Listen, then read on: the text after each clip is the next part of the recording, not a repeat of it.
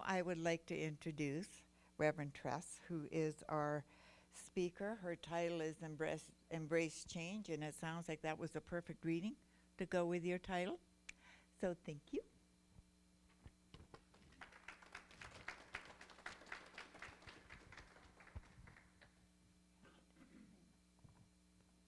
Do you need that back further? Okay. Thank you very much.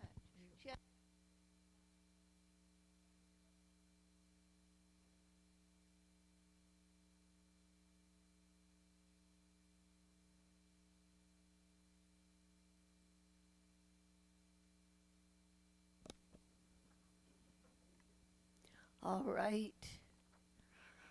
I'm Reverend Tress Phillips, in case someone here doesn't know, but I think everybody knows. But I'm going to say it all over again. This is me, and here we go. Because I've just been, the rain, and then you hear the beautiful sounds of the birds, and I smell that smell that comes with spring. There's nothing like the rain, and it's spring, and you smell the grass, and you know that you're alive. And it kind of makes me want to put one foot in front of the other a little more. I'm just ready to go.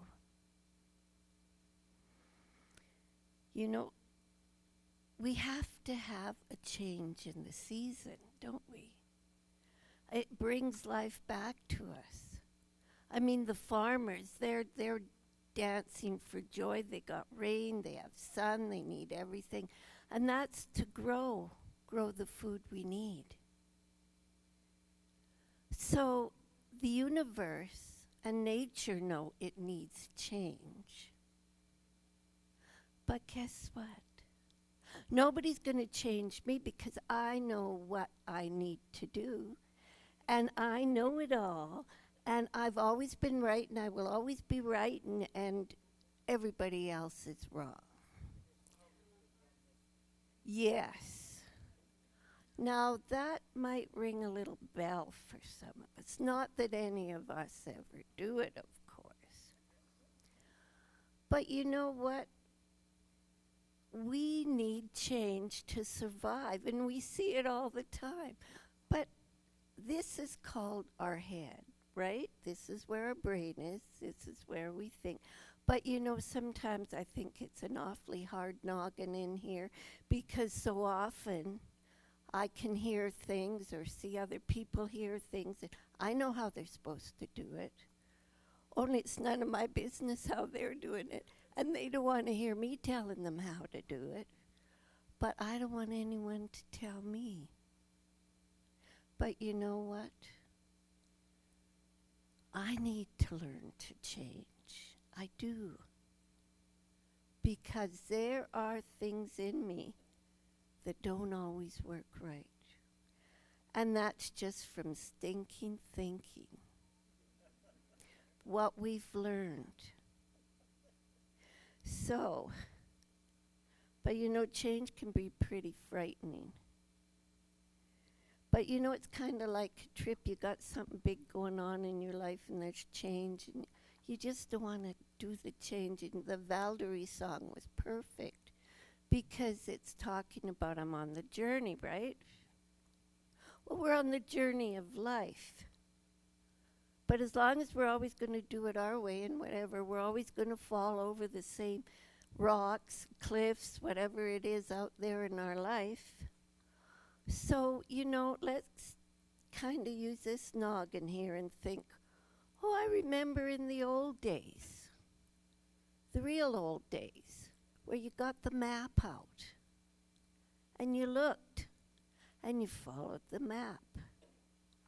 Well, we all can follow the map. Because you follow the map. First of all, you got to put the gas in the car. So put gas in the car, I'm ready to go. And you start going, hey, where am I going? Oh. So then you figure that out. Well, you know what? that construction on Highway 2 has been going on forever and ever and ever, and I keep hearing about it, reading about it on Facebook. Well, am I going to stand there, say, nah, nah, nah, nah, nah, and not move? Or am I going to say, let's look on the map. Maybe I can take a detour. And I go the detour. Well, why don't we detour with our thoughts? Because sometimes you do the detour and you find the most miraculous little shop you want to shop at. You find all these good things, but we find so many wonderful things about ourselves when we just quit being stubborn. I can be really stubborn, I'm being honest, and decide, you know what, I'm going to go a little different route. And it is really amazing what we can find. But you know, there's always that fear inside. Because, well, what reminded me of this is I looked out my back window and saw the old camper. And the old camper has, in my family, I think it's 4 generations, and then whoever had it before that. And I see all the memories of the old camper. And I'm thinking of the memory and now the pictures that I get. I remember my dad, and he got this fish. And like we do fishing. So we would go out to Medicine Lake and different places get fish. And here is my father, who would be 100 and something now, and he's got this fish, and he's holding up this pike. And really, it was like a humdinger of a pike. He's holding that up, so proud. We have a black and white picture. Well, then he taught me to fish. And I taught our son to fish. And our son taught his boys to fish. And so here's this picture that is on their Facebook of the youngest grandchild and my son. And that must be the great-grandbaby of the big fish my dad caught, because here's the grandson. And he's got humdinger number 2 fish, and I'm thinking, wow, through the generations, we were taught to fish, and we were taught to go to certain lakes. And then a bell went on. I thought, yeah. You know, and what else have we been taught? What have I been teaching them? Good things or bad things? Have I been teaching negative things that they bring forward? I'm afraid of this because I've been told bad things will happen. And I don't go out and reach out and try to do something better. It's just like that, the generations. Things we've learned are the right way to do it may not nowadays be the right way to do it. Or the shoe fit for this person, but I don't take size 10 shoes, so they're not going to fit for me, so I don't need to buy into that belief system. So what is it we carry around with ourselves? Good things, but let's get rid of those stinky old fish ideas that aren't working and get rid of them and start a whole new pathway, because we are the ones driving the car and putting our foot on the gas on our life.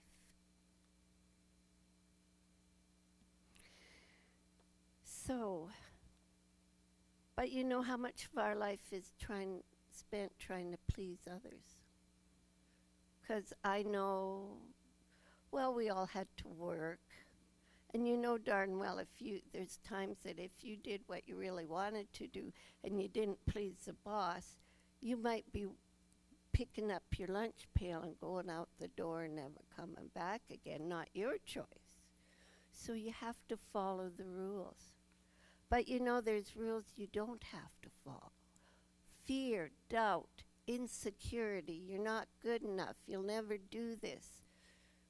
Well, you can show them. And if you don't want to do what you got to do it, you got to do it. No, I don't have to do that, and do what your heart is telling you to do, because your heart is the divine God nature in you saying, let me out. What's wrong with you? And you can just see yourself like, I don't know, I can see all these. I love Bugs Bunny cartoons, and I can see all like, I don't know, like Tweety Bird or something in the cage going, I'm here now. Let me out. I got a lot to give. And you remember, you open up that cage. A cute little Tweety Bird would just, oh, I don't know how that cat ever survived what that bird did to it. And we have that spirit within us to be free and do and be. And some of us may fly high, some of us may fly low. Whatever we do, it's ours to do and ours to share. So,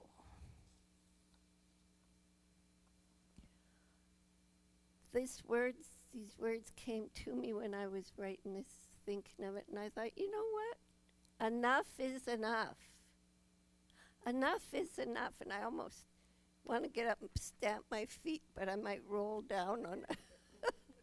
And I don't really want to do that, but you know what? I am wearing my troubles right now. Take a look at me. Oh, what's this? What's this? And what are these? Well, quit bragging about your jewelry, Tress, and just tell them what's going on. All right. These are real oysters. They're all lumpy and bumpy. I had a friend who had a sister with a connection, and they had like an oyster farm. And so here's the oysters, and the pearls, and the real. Well, how in heck did that pearl happen? It was when there was something in its shell that was bothering it, and bothering it. And what happened, it created a beautiful jewel. And the beautiful jewel are the pearls. So the things that maybe have bothered us, rubbed us the wrong way, and we've had to change, those are our pearls. Wear our pearls proudly of who we are. Each one of these could represent a different experience that I had to struggle at. And I made it. But I'm not done yet. I have this little necklace that I got for Christmas. There's a little diamond, but it's a Canadian diamond. That's why I got it Canadian gold. Well, you know that the diamond is carbon from down in the ground, and it was just pressed the life right out of the rock, and this is what formed a diamond. So this reminds me of courage. But I also have a one that I really, really earned. I had a situation where I had a long time experience, and the experience was over. But I knew I never ever wanted to have that experience again. And I'll be honest what it was. It had to do with working at a job that demanded long hours. And I ended up with job burnout. So sick that I ended up in the hospital. So when I got out of the hospital, I saw a ring in the window. And I thought, you know, and it was when, some fancy jewelry shop was opening up. And I thought, you know what, I am going to buy that ring. See, we had bargain prices. We're opening up now. And I thought, I'll buy that. To always remind myself to never allow myself to let that happen again. And that's this ring. And it has a bunch of little diamonds. I think it's Michael's diamonds. But here's the kicker, just like what you were talking about, and you get what you want. You know, I never want to forget this.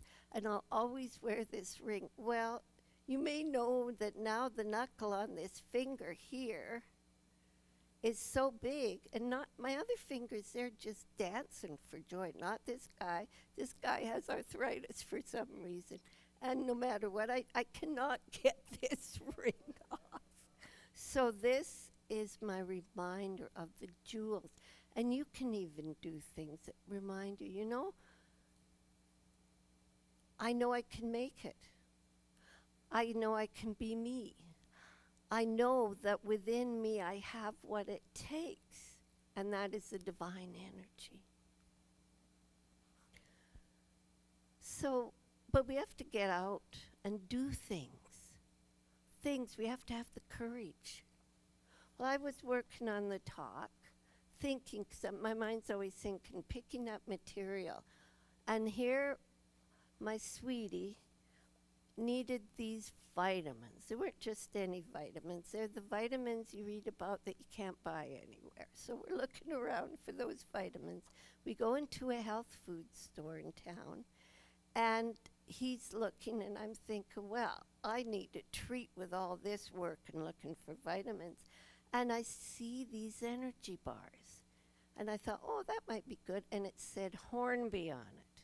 Well, I used to live in Vancouver and work in downtown Vancouver, and there's Hornby Street, and I thought, well, I gotta buy that. So I picked out the sunflower something or other, or I know it was delicious, organic bar, and then I thought, I'm gonna look into this, and so I looked into it, and they are Hornby Organic Energy Bar, and it's by Hornby Foods. So I looked them up. I looked up their site. They gave me their site. I looked up their site. Well, it so happens that it's the story of exactly what I'm talking about. Because there was this young little boy and his single mom. And what she did to make money, they lived on Hornby Island, she made these organic bars. Only they were in ball form. And she would drive around here and drive around there trying to sell these things. And pretty soon people liked him. They bought more and more. But he was not a little kid. He was getting to be an adult. What am I going to do with my life? And he thought, hey, wait a minute. Mom, do you want to help me? And I'll start manufacturing your little balls into organic bars. Well, the Hornby organic bars, you can buy them all across Canada, and like in Safeway, all types of stores. And you can order them online, and they have 2 or 3 plants now, and it's still a family thing, all from somebody who had a dream and a little boy who forwarded it and said, I can do it. And I got all of that, and I got a good snack to boot. So if you ever see them, they're really good. But it's amazing. Life is such a miracle when you really think about it. The ups and the downs, and yet here we are just plugging away doing pretty good. Dr. Holmes says, as you start to walk on the way appears. And then he also says, instead of looking at our problems as things as difficult to solve, we should look at every problem as an added possibility of self-expression. And as I write my talks, quite often I have a song in my head. And I'll give you the name and you can look it up, but I'm gonna sing you a little bit of it. And if you jump up and run out, well, bless you. What could I say? I don't play. Okay, the song is called I Release and I Let Go. And the song is by Ricky Byers and Michael Bernard Beckwith. And what I like about it is part of the song, like, no more struggle, no more strife. With my faith I see the light. I am free in the spirit. I am only there for God. And but when they sing it, they sing and they clap and they dance and they live the song. And so sometimes I'm dancing around the kitchen singing it, and I feel that song. With my faith I see the light. We are the light. We are the God essence in us, as us, through us. And you know what? Let's be honest. There are people we see and we see their face and they bring us light. Well, turn that all around and realize each one of your faces, you bring light to someone's life by being you, just by being you.